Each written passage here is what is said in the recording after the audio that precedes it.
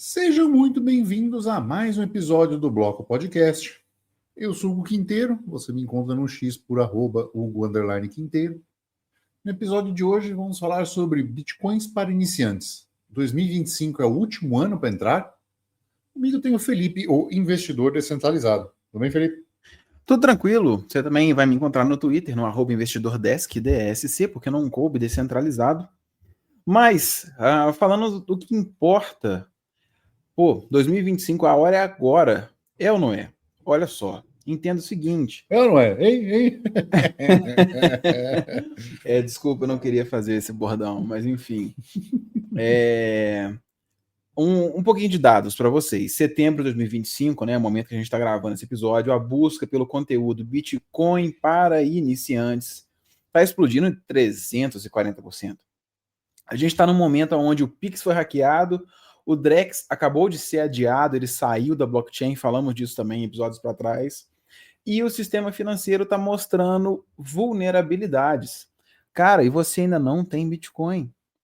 Se você tá ouvindo isso agora e tá pensando assim, mas será que ainda dá tempo? A resposta, que não pode encerrar o episódio ainda, mas a resposta é que sim. Mas, entenda, a janela está se fechando rapidamente. O Bitcoin, ele acabou de se recuperar e ele está voando em torno de $110 mil no momento que a gente grava esse episódio. Mais precisamente, agora ele está em 113. Mas, enfim, a gente tem o quê? Instituições acumulando, governos criando reservas estratégicas, um monte de gente falando desse negócio. E aí, é hora ou não é de entrar? Então, hoje a gente vai falar por que 2025 pode ser literalmente o último ano para você, pessoa física, uma pessoa normal, entrar no Bitcoin ainda como o que a gente vai poder chamar no futuro do early adopter. E, claro, né, a gente vai explicar para você a melhor forma de você fazer isso sem você se lesar no meio desse caminho.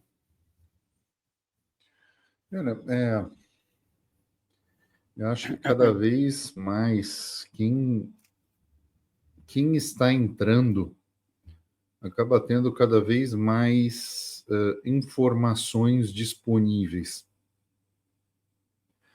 Mas se tem uma coisa que a era da informação tem mostrado é que ter muita informação acaba mais confundindo do que ajudando. É o analysis paralysis. É por isso que o iPhone tem poucos modelos. Ah, é? Eles fizeram um estudo, numa época, quando eles ainda lançavam o iPod. E aí tinha o iPod micro, o iPod Shuffle, nano, o micro, iPod nano. shuffle, o iPod sua mãe. Tem tudo, sabe? O que você imaginar. Uhum. Aí eles foram vendo que o cara indeciso, ele às vezes ele não comprava em vez de comprar o mais barato. Aí eles enxugaram para acho que 3 modelos, uma coisa assim, que tipo assim, é um que eles querem vender, um acessível e um que não faz sentido nenhum você comprar. E aí esse que não faz sentido nenhum você comprar, se você olha para o preço dele, você compra mais caro. Entendeu? Por causa de especificação. A ideia, a jogabilidade a jogada é essa. Mas enfim, desculpa. Não, mas tudo bem. É fácil encontrar discussões muito técnicas sobre o Bitcoin, porque, de certa forma, a média do mercado, das pessoas que já estão no Bitcoin, já estão há algum tempo, já ouviram esta parte básica e já conseguem compreender, ou pelo menos entender a dimensão de certos problemas em discussões mais avançadas. E aí quem chega agora cai no meio disso, né? Que obriga a adquirir um conhecimento muitas vezes de forma completamente não linear. e não estruturada pedagogicamente, como foi o que a pessoa está acostumada a aprender da vida a vida inteira, do mais simples para o mais complexo. Né? Então, muitas vezes você é exposto a um conteúdo complexo, onde você se sente um completo imbecil, aí você vai para outro conteúdo que é extremamente fácil e, poxa, isso aí eu já sei fazer, já não me acrescenta em nada. E o conteúdo que deveria chegar à pessoa, que às vezes mais ou menos um meio termo, em cima do que ela gostaria, não chega, né? Ou a busca por ele é muito complicada. Eu acho que esse episódio ele até ajuda nesse sentido, né? Para quem está chegando, quem quer entender certos conceitos, mas já fica o aviso que é um momento complicado para a pessoa entrar do zero e achar uma sequência lógica de informações que não seja num curso pago e direcionado. Né? Eu acho que hoje é difícil. Você não concorda comigo? Ah, cara, tem muita coisa disponível, né? Sim, mas é justamente Muita. assim, o como acessar essa informação de uma maneira Então, não, pedagógica. é isso que eu ia falar. Tem muita coisa disponível no sentido, tipo assim, tem muita coisa solta aí no YouTube, por exemplo, sabe? Mas solto no sentido de que realmente não segue uma estrutura lógica, né? Então, eu concordo com isso. Eu acho que você tem que ter uma coisa estruturada. Assim, nada impede, na verdade, assim, eu até recomendo que as pessoas elas entrem assim, a reveria mesmo. Ah, vou ver isso aqui, vou ver aquilo lá e foda-se. Mas quando você fala assim, ah, não, beleza, olha só, eu quero entender, eu preciso aprender, cara, você vai ter que entrar em alguma coisa. Não tem jeito. Né? Assim, eu penso que, óbvio, cada vez mais, né, o tempo está passando, então, assim, cada vez mais quem entra, quem está se expondo agora é menos early adopter do que alguém que Claro. entrou ontem, né? E vai colher menos benefícios do que pessoas que estão há mais tempo.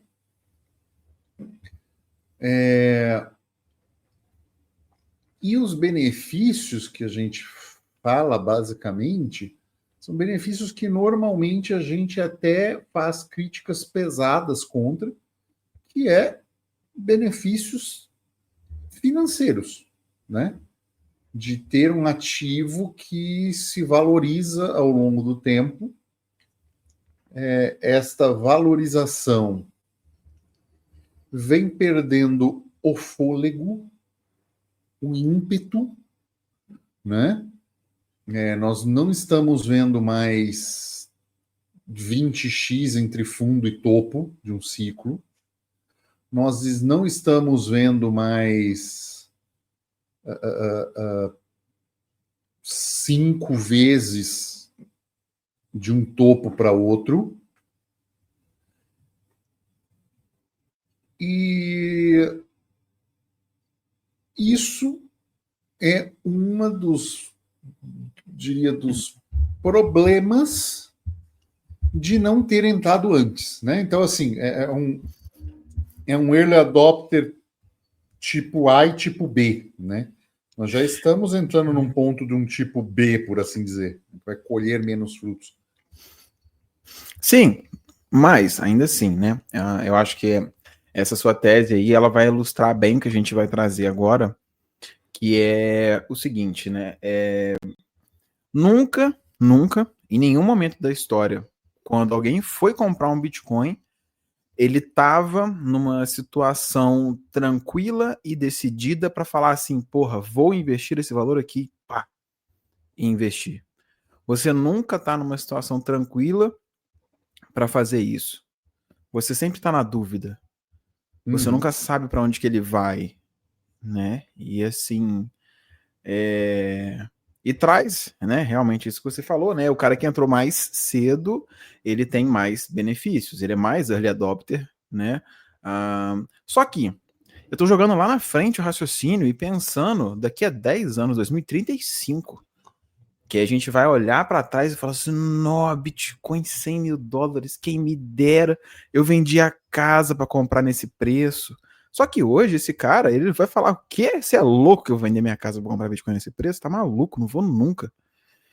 Então assim, é uma questão de perspectiva. Mas é uma perspectiva que, se a gente for analisar, né, a longo prazo, né, vamos falar um pouco da progressão histórica dos números, que se a gente for olhar, né, por que a gente está falando que, olha, 2025, cara, vamos embora, vamos entrar. Por quê? Você nunca vai estar confortável de entrar. É realidade para todo mundo. Só que você pega, olha só, a gente tem alguns exemplos, né, de preço. 2012, Bitcoin $10. Ah, isso aí é só mais um joguinho, sabe? Não quero nem saber o que é. 2017, o Bitcoin tava $1.000, e aí o pessoal fala, cara, sei lá, hein? Já passou muito tempo, acho que já não dá para entrar nessa brincadeira, não, já subiu muito, tá na hora de quebrar. Aí você vai para 2020, você tem Bitcoin a $10.000, e aí o mesmo cara fala assim: não, agora a gente perdeu o trem, agora não tem mais o que fazer, não. Bitcoin já tá a $10.000, tá doido? Não tem como entrar, não. Aí você volta logo ali atrás, cara, em 2023, com Bitcoin a $60.000, e aí o cara fala assim: não, só tem como comprar isso aí se você for milionário. Só tem para comprar um Bitcoin a $60.000. Não vou nem entrar nisso, não. Já tá muito esticado. E aí agora a gente tá com Bitcoin voando em torno de $110.000, e você vai e se pergunta: será que ainda vale a pena? Porra, olha só, olha essa perspectiva histórica.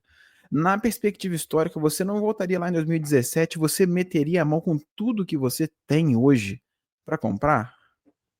Por que você não extrapola esse mesmo prazo para frente? Tipo assim, tudo bem, você pode querer alegar vários fatores. Beleza, mas você acha que em 2017 não tinham outros vários fatores? Esses e mais outros? Então, assim, é uma questão de É legal raciocínio. que a maioria desses pontos você pegou momentos, e é bem interessante que assim, o preço estava realmente esticado por um momento e aprofundamento da época, Sim. tirando o 2017, que foi até 20 mil num rally, né? Uhum. Mas a maioria do tempo era isso mesmo. E era um momento em que analistas muito bem falavam algo. Olha, em termos de fundamento, não é o melhor momento, o momento mais confortável para compra. Para compra no sentido assim, de um aporte massivo do teu patrimônio. Mas, para um momento de conhecer, é assim,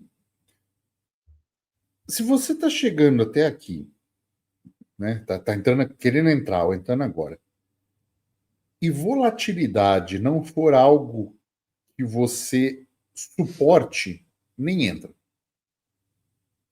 Estou falando para você não comprar Bitcoin. É isso mesmo. O nego quer me matar por causa disso. Mas é. Porque assim,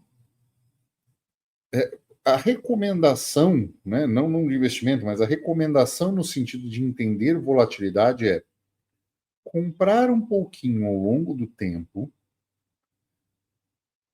e ver esta variação de preço na tua carteira, com o teu portfólio, que seja R$ 50 por mês. Isso não vai te deixar rico, isso não vai te transformar na nova nobreza, não vai salvar a sua alma do inferno, né? Nada disso. E se perder, não vai ficar pobre também, né? E se perder, não vai depender, não vai entrar em risco de ruína. Mas você precisa entender o que aquilo vai ser trocado por uma quantidade de satoshi, e você vai acompanhar aquele preço ao longo do tempo e vai ver, olha, poxa, esse mês subiu um pouquinho, aquele mês caiu um pouquinho e tal. E até que hajam momentos em termos de fundamento em que as pessoas vão começar a produzir conteúdo e dizer, olha, os indicadores tal, tal e tal estão bem favoráveis para compra. E aí você vai entender quais são esses indicadores, vai buscar uma série de coisas assim. E se já estiver mais confortável com volatilidade ou não, vai fazer aportes mais significativos. Ah, é para comprar tudo. Cara, não diria para fazer isso. Não acho bom estar em all-in em qualquer coisa. Sabe? Uhum. E o dia que você tiver o dinheiro que você sonha ter, você vai entender que você não vai querer estar em uma coisa só. Por mais que essa coisa seja relevante, seja uma parte do seu patrimônio e impacte no teu patrimônio, mas você não vai querer. Por quê? Porque o futuro é muito imprevisível. Você não sabe o dia de amanhã. Você vai preferir colocar certas coisas no seu capital para ser menos volátil. O Bitcoin pode se tornar menos volátil ao longo do tempo? Pode. Mas nos próximos 2, 3 anos, dificilmente. Então, são esses pequenos cuidados que eu acho válido a gente recomendar, né? Além do estudo, comece a se expor numa maneira muito confortável. Bem no valor que eu falei, pô, cara, você come 2 pizzas no final de semana, pode ser uma? Pode. Pega a outra e compra em Bitcoin. E vê. Faz uma troca no teu dia a dia de um dinheiro que você acha que está gastando demais ou poderia cortar ou cortar parcialmente e pegar esse dinheiro e fazer uma alocação em Bitcoin para entender o que é a volatilidade e o que é estar exposto a esses ciclos de Bitcoin que você está vendo de maneira histórica, mas começar a produzir essa história, né? Então, assim, pô, estou acompanhando, tá, ó, comprei aqui, devia ter comprado mais, ou não. Cara, putz, esse negócio varia muito. Já pensou se eu tivesse 100% aqui? Olha, em julho eu precisei, sei lá, trocar de carro e não sei o quê, gastei uma grana aqui. Se eu tivesse feito aqui, olha, eu tinha perdido dinheiro. Isso pode acontecer. Se você está 100% exposto em Bitcoin, isso acontece absurdamente, né? E obrigar você a vender Bitcoin num preço que você não gostaria, perdendo dinheiro, né? Fiduciário, porque a pessoa se expôs mais do que deveria. Então não faça nada que tire a sua paz. Acho que essa é uma das melhores recomendações que eu posso dar para o iniciante. Não tire a sua paz. Se exponha na medida da sua confiança, na medida daquilo que você conhece e no intuito de buscar conhecimento de soberania. A gente tem um episódio para iniciantes de hardware wallet, de autocustódia, que fala uma série de coisas simples que podem ser utilizadas, né? Tem tutorial do Felipe no canal do Crypto TV, tem uma série de coisas assim que dá para você utilizar, entender a lógica geral da coisa, ir guardando e entendendo, para que não cause desconforto, porque existem realmente, assim, você está certo em pensar que existem pessoas fanáticas demais e que fazem verdadeiras loucuras, que pode dar certo, pode não dar, pode dar muito errado. Existe, infelizmente, um viés de confirmação que é normal o cara que dá certo falar isso muito mais do que o cara que deu errado, né? E a gente tender a ser ao positivo, né? Pô, olha, deu certo aqui, deu certo aqui, deu certo ali. Pô, tá todo mundo dando certo ao meu redor. Quando, na verdade, as pessoas que não estão dando certo não estão dialogando na bolha que você está buscando conhecimento. O Cemitério dos Perdedores é silencioso e ele é muito maior do que a gente imagina. Uma frase, de onde você pegou isso? Taleb fala do Cemitério dos Perdedores. Ah, tá. Eu acho que é no Iludidos pelo Acaso. Porque a gente. É isso que você falou, você só nunca tinha ouvido. Assim, É. é, a gente vê e dá mais valor a casos positivos, aonde não sei quem fez uma lanchonete e ficou rico. Só que você não vê os outros 9 que fizeram a mesma lanchonete e não ficaram. Entendeu? Uhum, sim. Então, é só um detalhe. Quantas pessoas tentaram lançar foguete e não conseguiram, né? Aí Exatamente. vai o cara e consegue, porque É, agora todo mundo consegue. Não, não é bem assim, né? é só fazer igual ele que vai dar certo. É. Enfim, Mas eu acho que esse é um continuando. alerta que assim, eu coloquei em prática e eu meio que não ouvi de ninguém, mas foi desenvolvendo ao longo do tempo, sabe? Uhum. Acostume-se com a exposição, acostume-se com autocustódia, que é algo diferente, né, em termos de investimentos do que a gente está acostumado, né? Assim, não tem. Não sei que você seja um gold bug, né? Que é um cara que está acostumado a fazer autocustódia de ouro em casa. Mas fora isso, você está acostumado a ter um gerente de banco, ter quem ligar se você perder uma senha, e tudo isso é novo, que aqui você não vai ter isso da mesma forma, não vai estar exposto da mesma forma.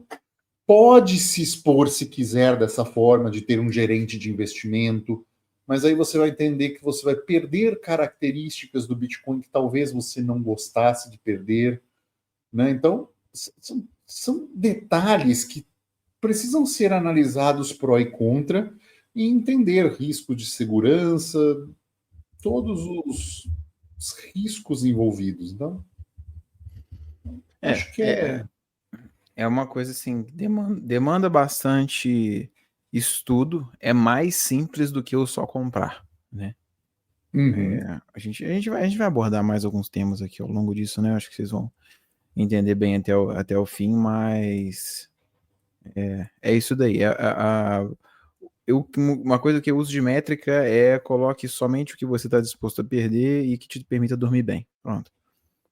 Faça isso e você vai ficar tranquilo. É que Bom, no hum, Brasil hoje está complicado, cara, porque tá numa vibe de bets, sabe? De apostar desse cassino.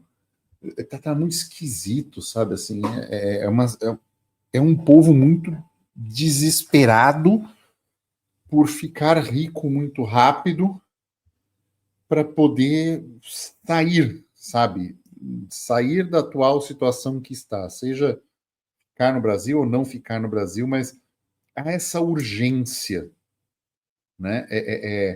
Há uma alta preferência temporal por não estar aonde está. Então, entendeu? Assim, puta, eu não quero, eu estou vendo a coisa acontecer, eu quero dar o fora o mais rápido possível, eu preciso ficar rico o mais rápido possível para poder fazer o que eu preciso fazer. uhum. Então, essa pressa, né, é um pouco diferente do que a gente até recomenda no sentido de poupar com Bitcoin, né, que é algo que você vai fazendo ao longo do tempo, que não deve te deixar rico, mas deve te deixar confortável. Espera-se que você fique confortável no momento em que você precise disso num futuro muito grande, porque mesmo se tiver uma variação, como o Felipe muito bem trouxe nos exemplos, né? Você vai ter pago mesmo, sei lá, nos 110 mil dólares que está atualmente, você pagou nos 110 mil, mas daqui 30 anos a gente vai estar discutindo se vai estar entre 10 milhões e 8 milhões de dólares. Essa vai ser. Né, a gente. Se a situação continuar evoluindo da mesma maneira, se não houver surpresas no caminho, o patamar de preço vai ser outro. Por isso que qualquer volatilidade que você esteja exposto a 20, 30 anos no futuro vai ser em patamares muito maiores do que você está comprando hoje. Acho que essa é uma das coisas interessantes que você citou no exemplo, né? Sim. É essa mesma ideia, né? Cara, façam contas do quanto, né? Eu não sou muito de ficar fazendo isso, não, mas assim, avalie se você tivesse comprado há 5 anos atrás, quanto que teria hoje, né? Só para fins de avaliar, só para fins de você entender a dinâmica que foi feita aqui. É bem interessante, porque isso não tem que pautar, é claro, sua decisão somente nisso, mas isso tem que embasar ela. Então, é válido, né? Enfim. Dando, dando sequência, né, o que a gente quer trazer, né, existem alguns conceitos, né, que eu acho que são interessantes a gente falar, porque, beleza, você quer entrar no Bitcoin, pô, esse ano é o ano, vambora, você já viu que, pô, você nunca vai estar confortável com essa decisão, beleza. Mas sempre que a gente está fazendo o onboarding, né, de um aluno novo, ou alguém que está fazendo a consultoria com a gente, coisa do tipo, a gente tem que trazer e alinhar alguns conceitos e a gente vai expor aqui, né, como a gente não consegue conversar mesmo com vocês assim, alguns conceitos que você vai precisar entender quando você entrar nessa jornada, que assim, pelo menos para mim, são essenciais, né, depois até o Hugo acrescenta o que ele achar. Uhum. Basicão, você tem que entender o que é uma carteira, uma wallet de Bitcoin. Você tem que entender que existe o conceito da carteira de Bitcoin, que é diferente da sua carteira normal, é diferente do seu aplicativo do banco, que ele, em tese, muito em tese, tá? Tem um parênteses muito grande nisso, ele guarda seus Bitcoins, tá? O seu Bitcoin não está ali dentro, só para você saber já, mas entenda que existe uma carteira de Bitcoin. Essa carteira de Bitcoin tem um outro negócio que é muito famoso, que a gente chama de seed, né? Ou a semente, se você for traduzir para português, mas ficou Rio traduzido para português. Pode falar de chave privada, não é a mesma coisa não, mas você pode chamar de chave privada. Essa seed, né, são aquelas palavrinhas, que é a palavrinha que é a senha para recuperar a sua carteira. Então você tem uma carteira de Bitcoin que tem umas 12 ou 24 palavrinhas que são a forma de você recuperar essa carteira.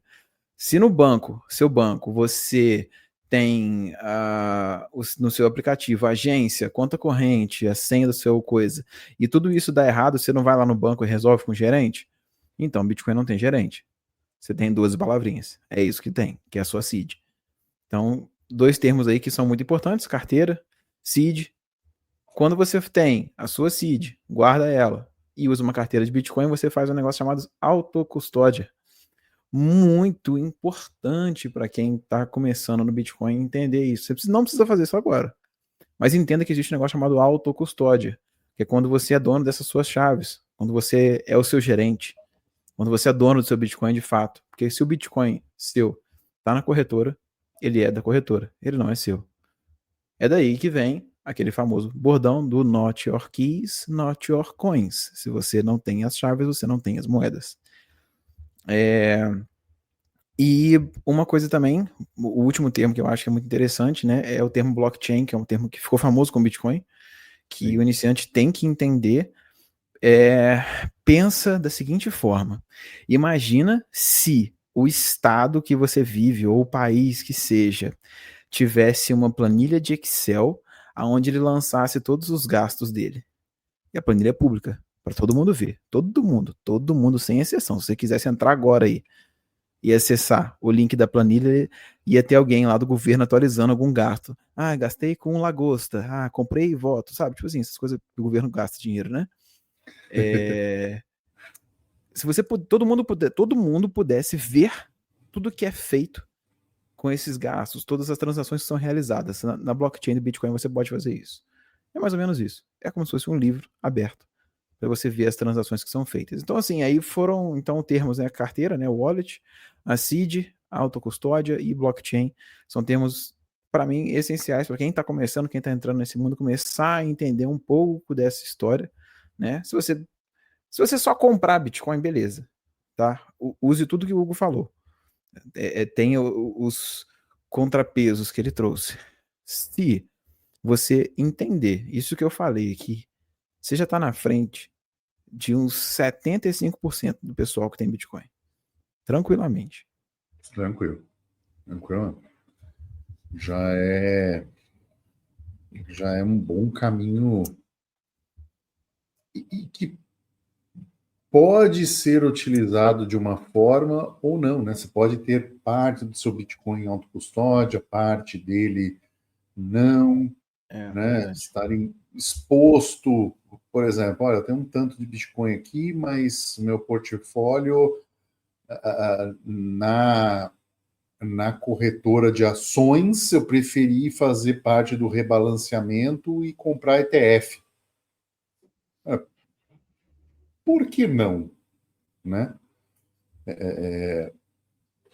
De novo, eu não gosto, eu não dou pitaco na maneira que as pessoas gerem o próprio dinheiro. Se está claro para ela que ela quer apenas uma exposição de preço fiduciário, eu não vejo por que não comprar um ETF, Uhum. dependendo de onde o dinheiro estiver. O dinheiro já Uhum. está lá na corretora.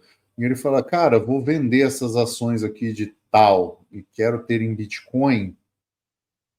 Cara, você tem problemas com o conceito de custódia, você quer ter a custódia disso, você faz questão, você. Ah, não faço. Bom, então rebalanceia a sua carteira e pronto. Né? Pega um ETF e resolve o problema. Então, não, quero ter posse, quero fazer autocustódia, quero ter Bitcoin mesmo. Tá. Aí você faz um outro caminho. Mas entender esse conceito, esses conceitos que o Felipe falou, faz você entender se você quer mais propriedades do Bitcoin e de outras criptomoedas também, do que apenas a variação do preço em moeda fiduciária. Acho que aí há um grande divisor de águas.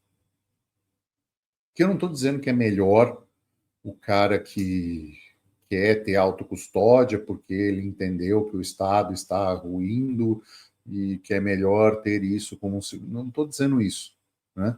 Estou dando uma visão completamente apolítica, apesar da minha visão ser libertária, mas respeitando de todas as formas, acho que todas as divergências. Então, se a gente está falando que o cara entendeu isso, mas olha, não faço questão, para mim o que interessa é numbers go up, porra, vai de ETF. Já está na tua. O meu assessor me ajuda com isso, a gente faz. Pô, não vejo problema nenhum, sabe?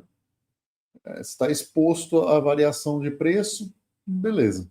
Agora, se você quer outras características, provavelmente o ETF não vai te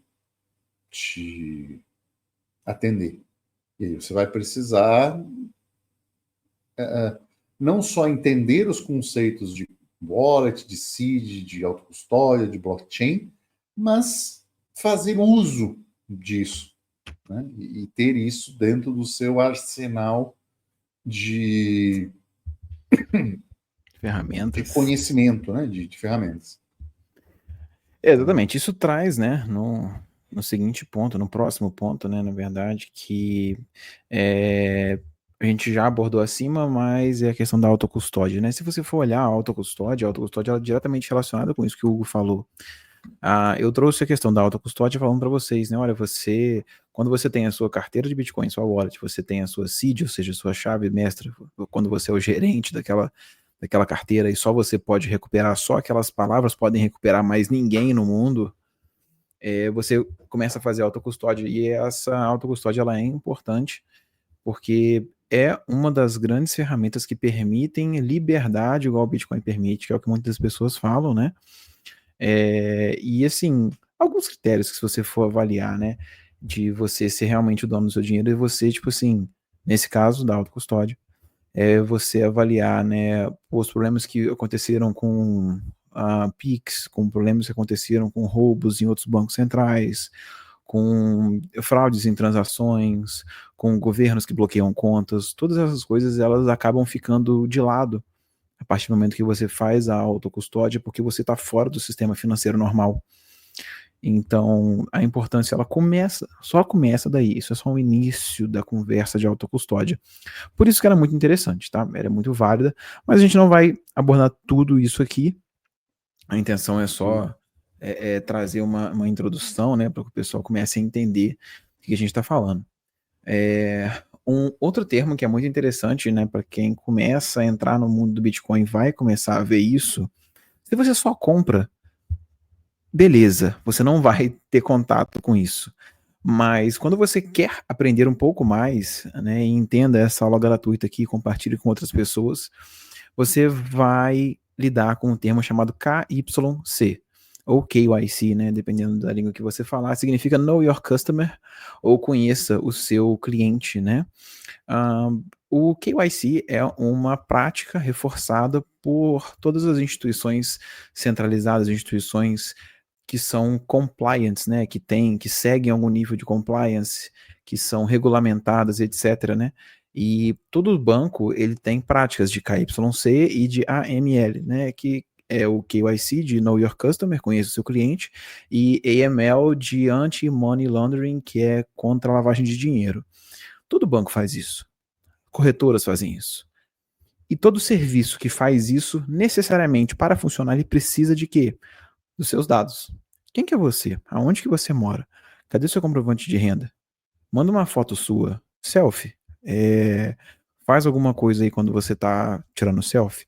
Isso que é o KYC. Eles têm que saber quem que é você.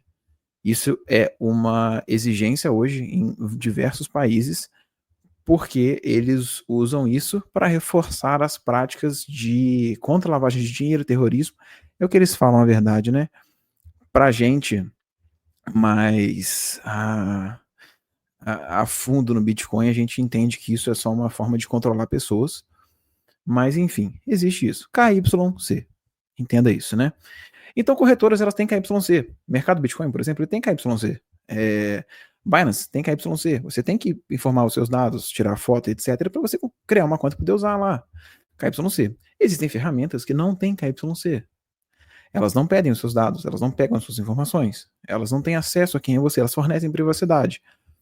O belo exemplo, né, que é nosso parceiro aqui, por sinal, chama-se Sovereign Swap, www.sovereignswap.com, só.com, tem BR não. Tem o link na descrição. Obrigado. Eles fazem as mesmas vendas de Bitcoin que você compra na corretora, por exemplo, ou você quer fazer swap, tem lá no site deles a plataforma de swap. Eu preciso fazer um empréstimo com Bitcoin colateral, igual você faz na corretora, também tem lá, não tem problema não. Eles fazem tudo isso sem KYC, né? Sem essa validação pessoal de que você é você. Então, é interessante para, dependendo do tipo do cliente, é claro, né?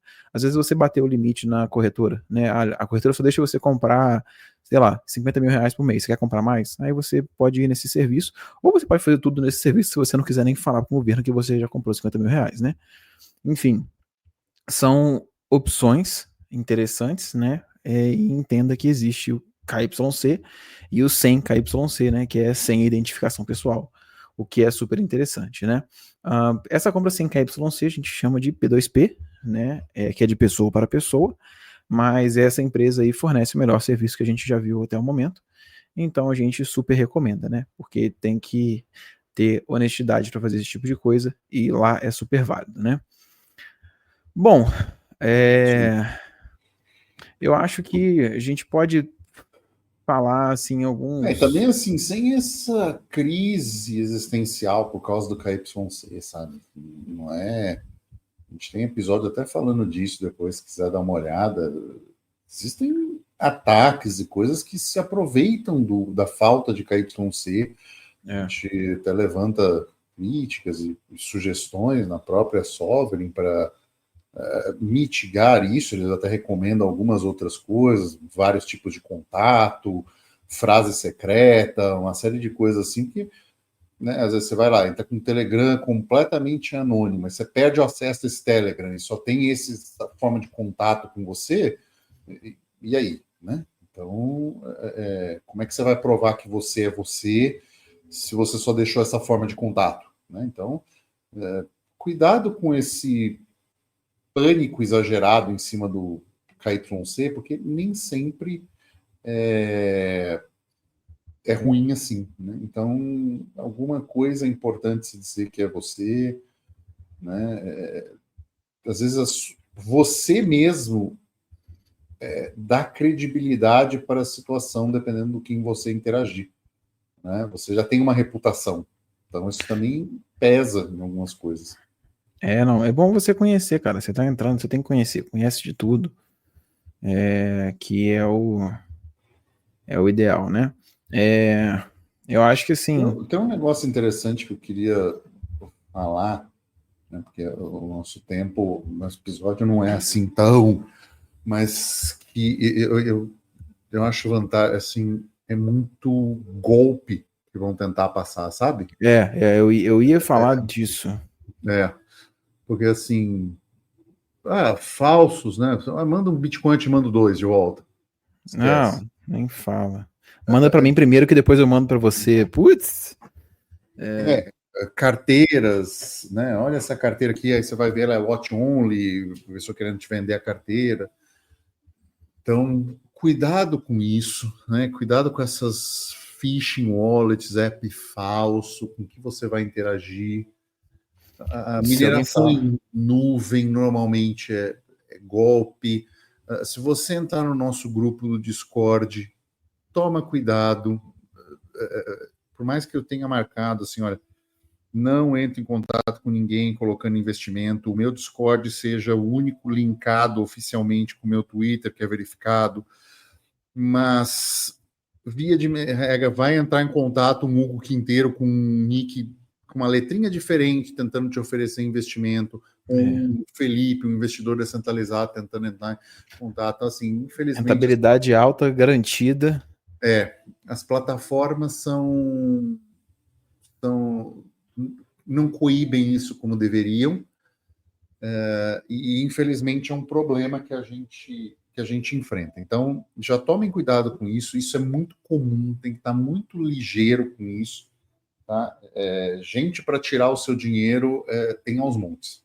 Tem. Grupo de Telegram, olha, vamos fazer, a gente conhece insider e a gente vai te dar os sinais de compra, de venda, cuidado com isso, cuidado com wallets custodiais e de onde você baixa esses aplicativos.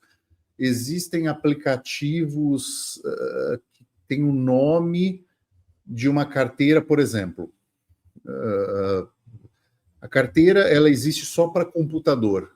Aí vai alguém lá e coloca com o mesmo nome, com o mesmo logo na Apple Store ou no Google Play, e você vai lá, olha e baixa achando que é uma carteira original e não é. Então, cuidado, cuida com isso para ver onde é a carteira.